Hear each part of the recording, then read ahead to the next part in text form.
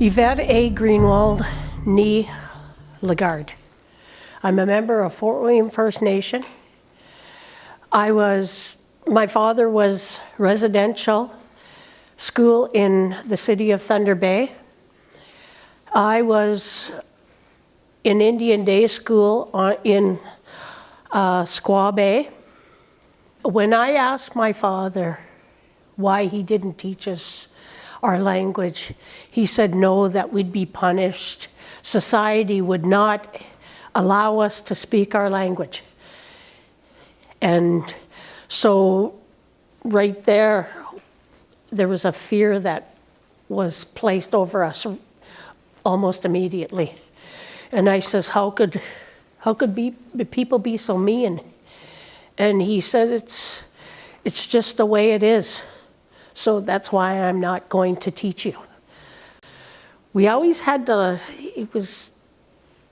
was okay because I was the youngest in the class, and it was like different rows.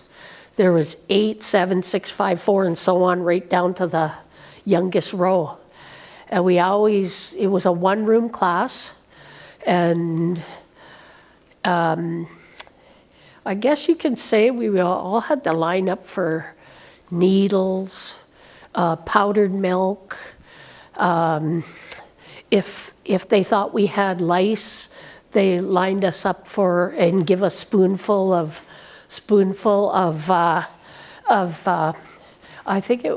I'm not sure what it was called. Do you remember what that medicine was called to stop lice? Cod liver oil.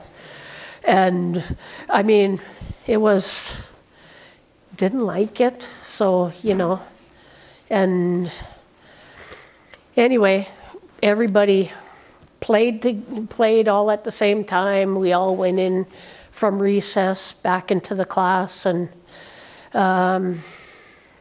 met different people, like young girls who were going in to be a nun, young men who were going to be priests. After our school closed down, they made that into a facility for them. So, but yeah, different. They took away our language. They wouldn't let us speak it.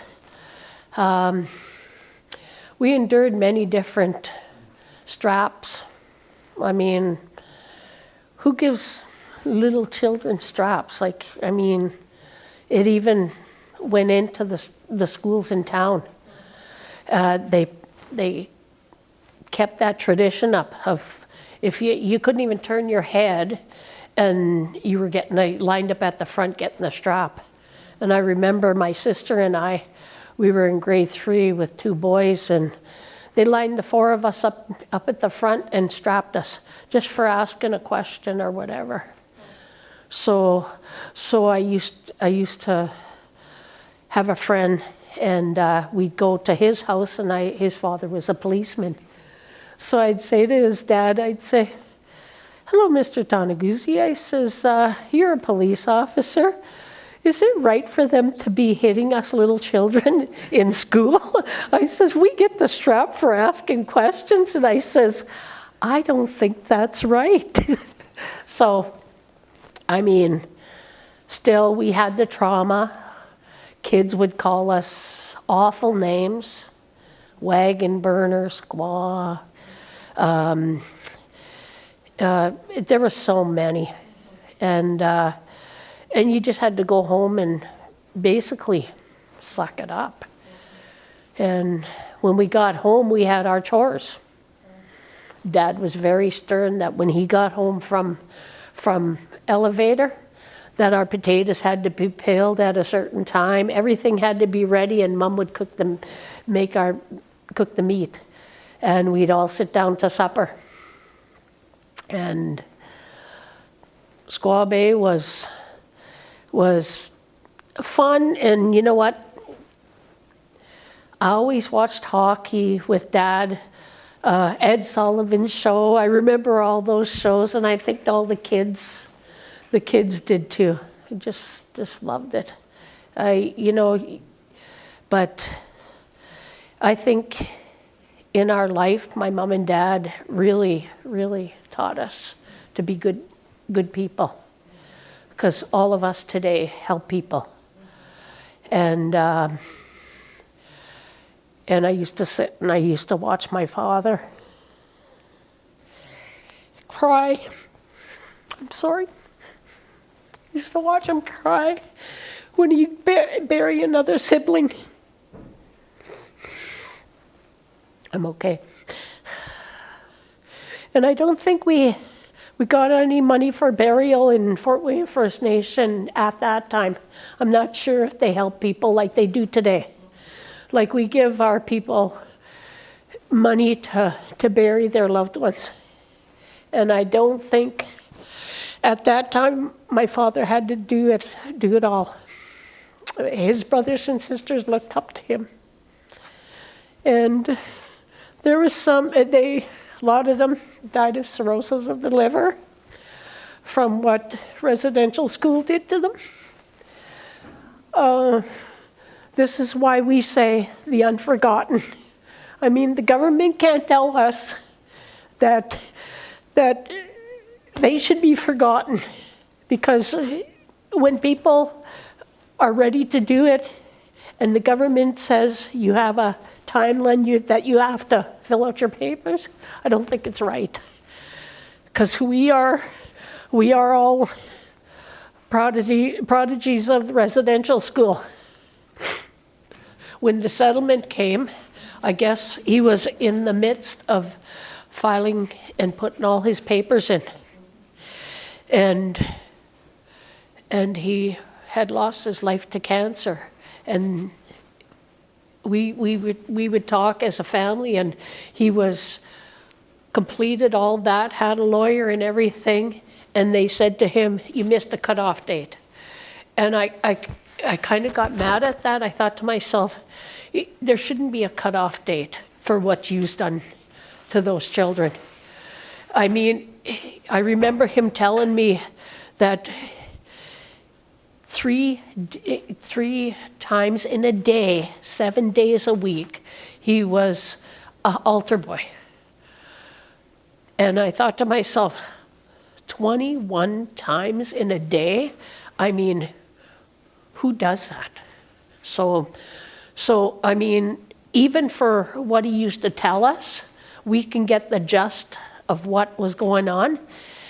And then when I became a counselor, I met this man. He was giving out spiritual names. His name was Fred Kelly. He come up to me and he said, "Let me shake the hand of Percy Lagarde, who was my best friend in residential school." And he says, could you please tell me who the young man I gave a name to? And I said, "That's my baby brother, Percy Lagarde's baby, Timothy Martin Andrew Lagarde," I said. And he says, "Well, it's an honor and a privilege to shake my best friend's kid's hand." And like, how could they just tell us that my dad was no longer eligible for something and just cut it right off? It's not right. It's not right, because we sit as 8 siblings. I remember when we lived in Squaw Bay, we had no running water, no bathroom facilities, and we had to haul water for everything. And my little brother, who was supposed to be here tonight, hauled water. 5 years old, he started hauling water. And then the boys around, and we had to clean constantly. We had to clean. And to me, doing all that, we were children. Of course, he would also have some fun with us. He'd take us on the ice with the truck. He'd have a big blown up tube, and he'd put us all on the tube, and we'd go over by the foot of the hill mountain by Capush there. And he'd take us on the ice, and he'd try and knock us off the tube. It was, he taught all us girls how to fish. We knew how to set nets, lift, cork them, put the leads on them, set them. We did everything with him. He taught us quite a bit. Even took us out hunting. I mean, it was awful at the time, because he caught a deer in a trap, and he had to put it out of its misery right in front of us. Well, of course, being little girls, we cried. No, Daddy, no, But he said, "Well, this is our food and that's how we lived. We lived off the land, outhouses. I remember we used to cut and split wood. Slept in one bed, all of us in one bed, because the house would get so cold that if the oil stove went off, our hair would stick to the wall. But we'd all be with each other, just placed in one bed just to stay warm. But there was joys to that too. But all I'm saying is, his family they never had a chance to even try get a settlement or whatever, and those are the ones that they really hurt. I mean, they hurt us too, but through our father and our aunties and uncles, they don't know the hurt that they put us through. And it ain't even money or settlement or anything like that. It's just, you cannot forget them. You cannot forget them. We used to always say we're the originals, because my father bought land from the government, and we were original band members. There was about 6 men that bought land from the government and chased the National Railway right off there. Wouldn't let them come through. I don't know how they ended up coming through, but the hurt that they, with my father burying all his family, and I think the last one, he went before his last brother. He died before him. So by that time, the band had helped his son and buried his father. So how my healing going? Yeah. Well, I still think of Dad. I do it in prayer and song. When Dad passed, he gave me a prayer book. And I have my prayer book that he gave me. And I asked my mother for his change purse. So I keep those 2 things with me. The forgotten ones come back and get their stories. Do not leave them out. Whatever you are thinking, dates that are missed, whatever, don't do that to them, because they don't deserve that. They need for people to listen. They need the government to listen. If you want to reconcile with us, you have to talk to us all. You cannot leave anybody out. Right from the eldest or youngest to the eldest, do not leave out the people. Talk to everybody, because we can't heal if you don't get all our stories. Our stories all need to come out. Our story, our history.